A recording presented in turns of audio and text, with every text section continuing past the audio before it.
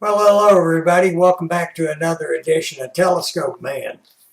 You know, it's been several months now, probably 5 or 6 months, since I got into what's called DMR radio, digital mobile radio. As you might remember, I stepped out there and bought a little MD380 DMR radio, and very reasonably priced, a little bit over $100. I also went out and bought a Connect Systems 800. It's got about 45 watts, and that permits me to hit the Dallas DMR repeater from way out here past Quinlan, Texas. Cannot hit it with this little 4-watt handy-talkie.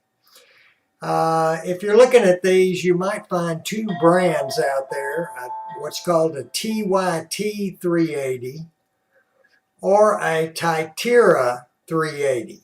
Same exact radio, it just depends on what the dealer asked for. They've got two brands, exactly identical on the inside. And some dealers are selling a TYT 380 and some are selling a Tyera 380. Same radio, doesn't make any difference. Anyway, I've made a few notes about this segment of the hobby that I just wanted to share with you. And I got a few notes written down, so let's kind of go through them. Of course, originally, DMR radio this was developed for the commercial business, first responders, police, fire, and that type of application. That's really what it was originally developed for. And the software for the radios follows the commercial aspect of these kind of radios. You're going to find that in the software, you're going to see features that really don't have a lot of application to the amateur radio hobby. They were mostly developed for commercial applications.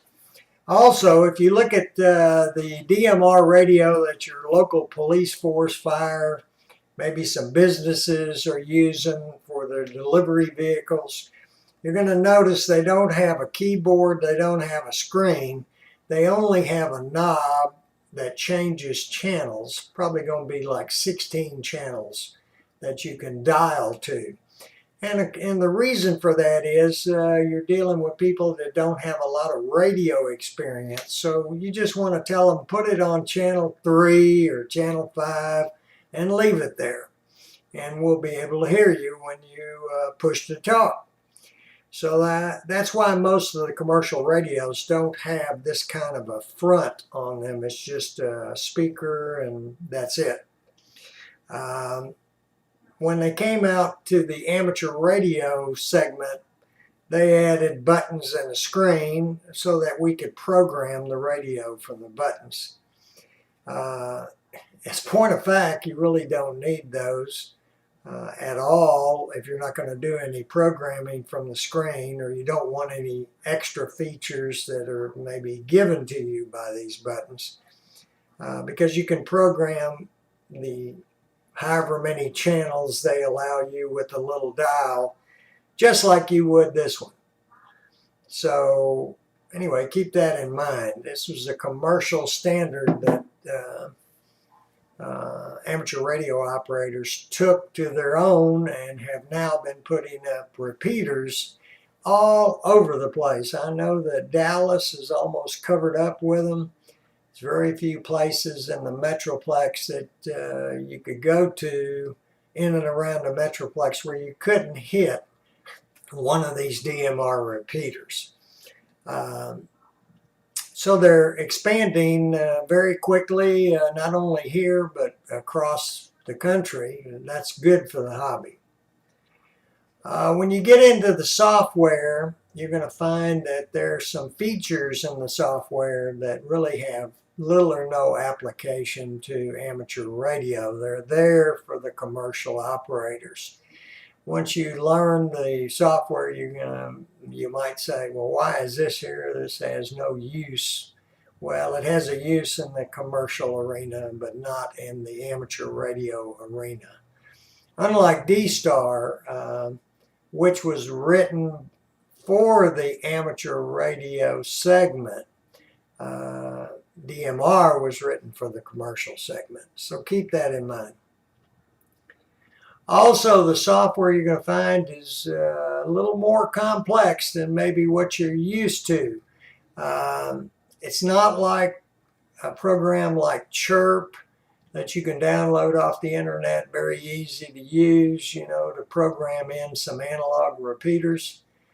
It's pretty much obvious what each of the columns will do in Chirp.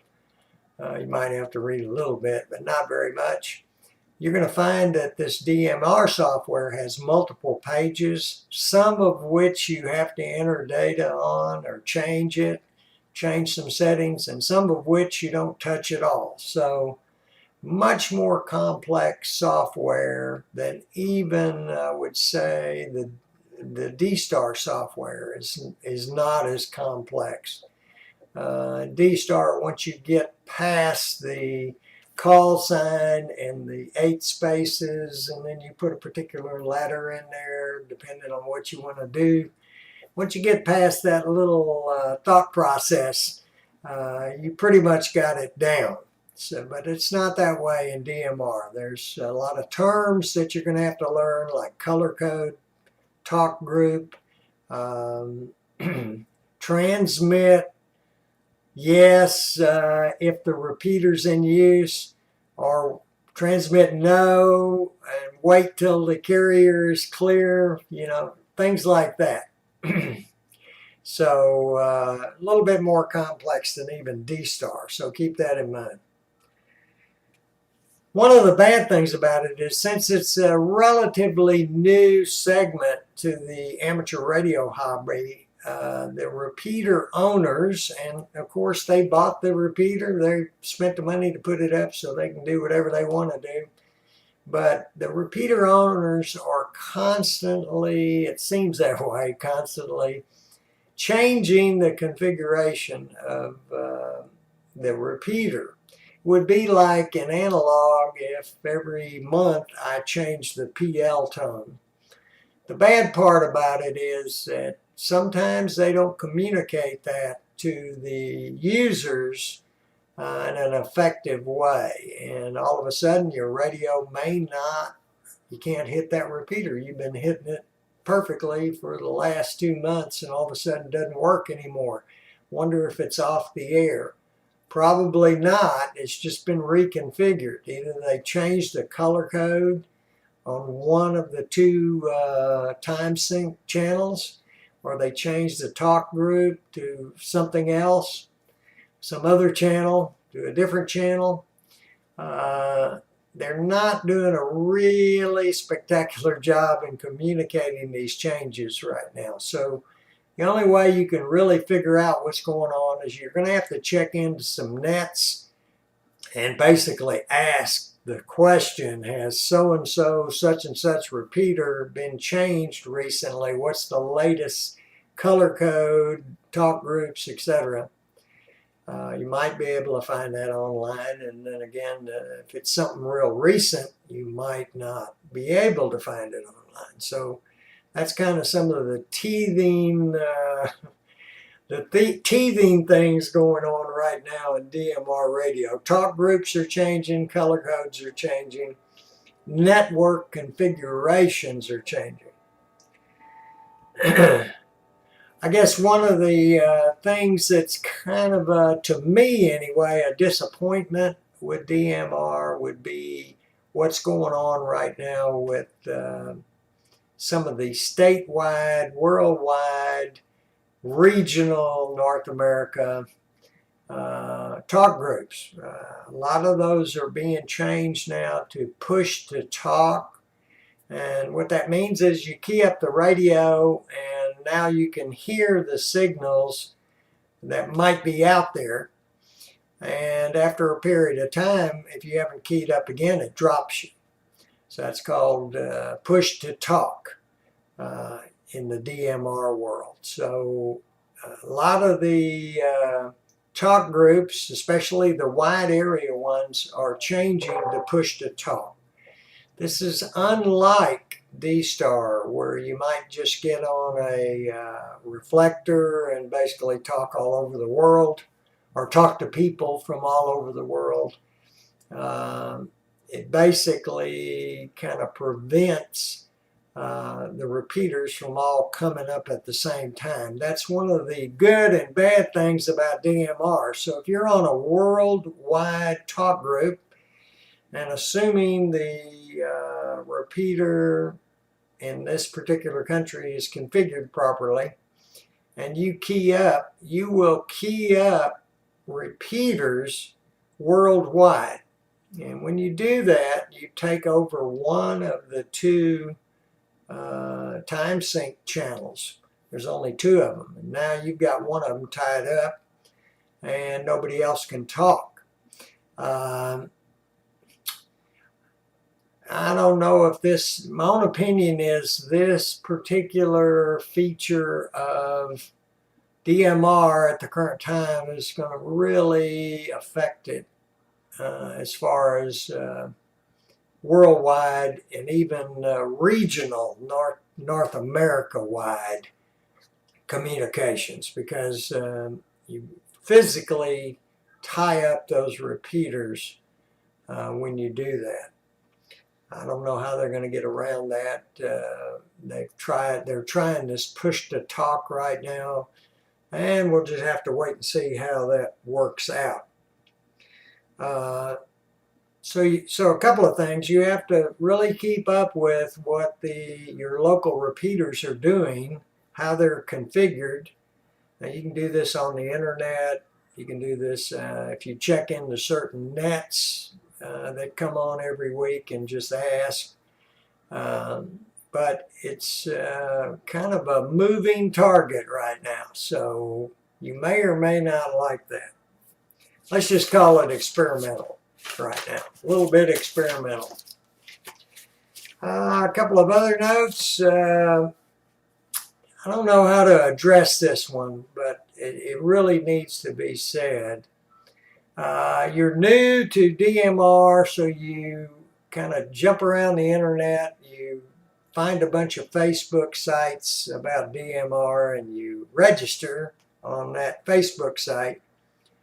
And then you jump in there and say, hey guys, I just bought me one of these Tyera 380s. Can you help me with this programming or that? Where can I find a code plug, or whatever question you're asking? I have never seen this in any other segment of the hobby, but you're probably going to, I'm going to be real frank right now, you're probably going to get your ass chewed out by somebody on that Facebook site. And they're going to tell you your radio is El Crapo, that you shouldn't have bought it, it's a piece of junk, on and on and on and on, and you're a dummy for doing that.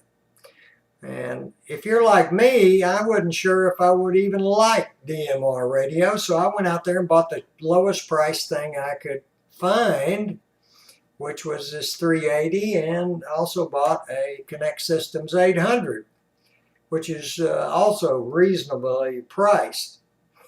And wasn't expecting amateur radio operators to give me a hard time about that. I've never seen this in any other segment of the hobby, HF or VHF, UHF. You know, they might say, well, that particular radio has some quirks to it, and here they are, you know, but they're not going to tell you that it's a piece of crap and they don't want you on their repeaters. Okay, but that will happen if you have one of these radios with certain members of some of these Facebook groups.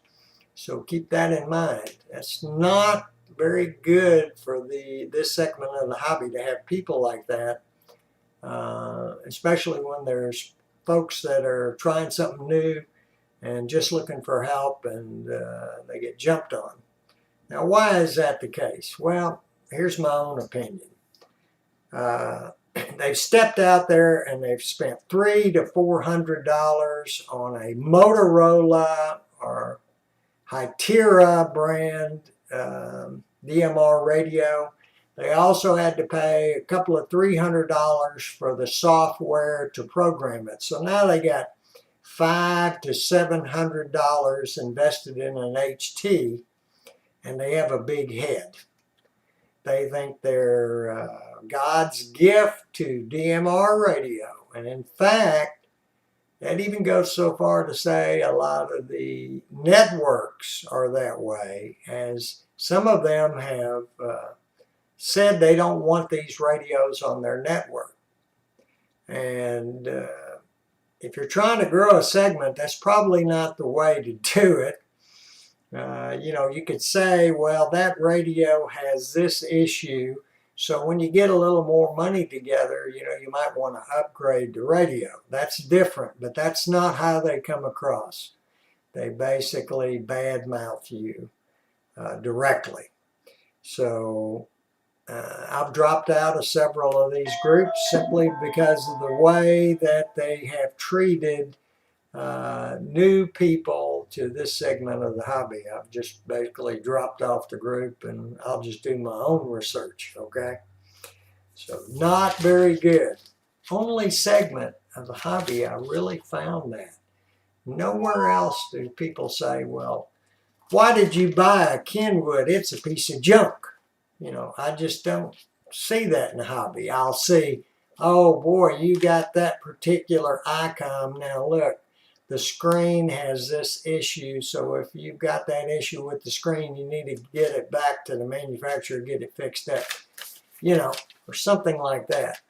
But no one says, well, that radio you just bought is a piece of junk.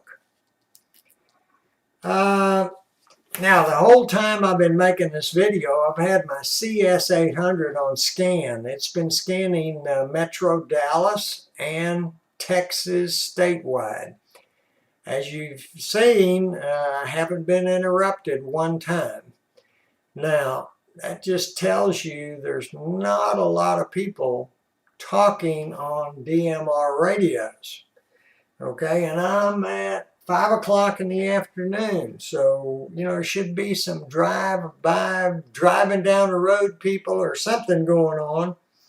But I'm not hearing anything statewide or Dallas Metro. Now, you will hear people talking from time to time. I'm not trying to say there's never anybody on there, but it's not very often, except if you check in during a net. And there are some scheduled nets on DMR, and when you check in during the net, there's going to be a whole bunch of people on the net. Usually 20 to 30 people on the net. So, which is pretty good for a net of any kind. Not a lot of action going on. So, my advice to you is if you want to check out this segment of the hobby, you don't spend a lot of money. Go get you one of these TYT 380s, get you a CS800 or something like that, where you can just, if you don't like this segment of the hobby, you can turn around and sell it, get most of your money back. Or you might turn out to like it. Now, I'm going to sit around while all these changes are going on with repeaters and changing color codes and talk groups and all that stuff is going on. I'll wait about a year. I'll do another one of these videos, God willing, if I'm still alive in another year, and kind of tell you what's been going on. But some things, these are some of the things you need to consider before you take the jump into DMR radio. Anyway, my own opinion, yours might be different. Your mileage may vary. And like I usually say, I wish you clear skies and 73. And remember to keep looking up to see the greatest show on earth right over your head every single night. I'm going to roll that telescope out in a minute. See y'all later. Everybody have a great day.